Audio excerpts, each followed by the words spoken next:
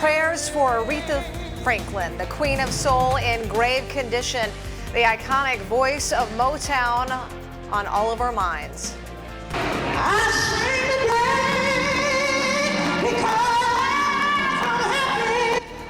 This afternoon, she is surrounded by friends and family who are asking for your thoughts and prayers.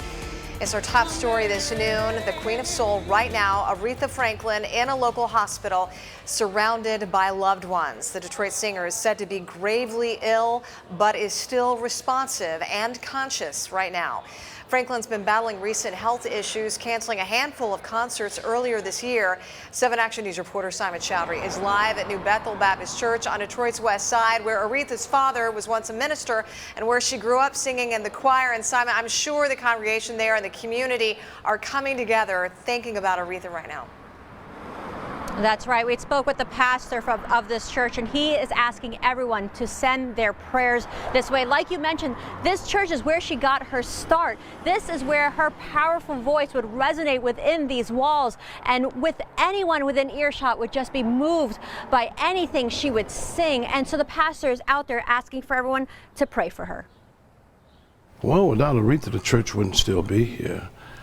She's the one that's kept it alive these last 30-some years. Pastor Robert Smith Jr. is asking for prayers to support Aretha Franklin. Her father was one of the most famous pastors of this church. She grew up taking the stage with her powerful voice. There are some pictures of a young Miss Franklin hanging up in a room of the church.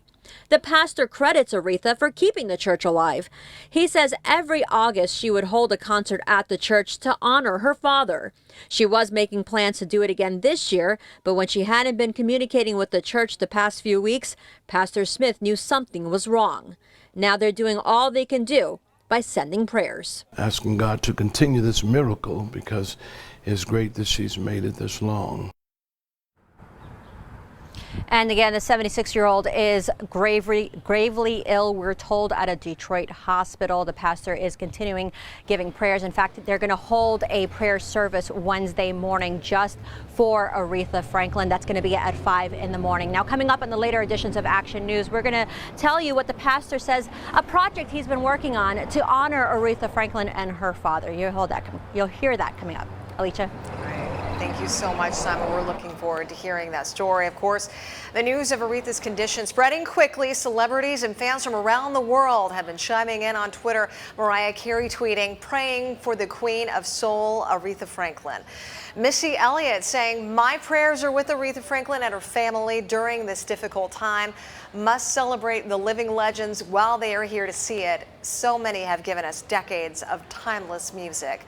ESPN's Jamil Hill, who's from Detroit, says, just read the reports about Aretha Franklin. Reminds me of that time Riri blessed the White House with my favorite song of hers. Hashtag Get Well Queen.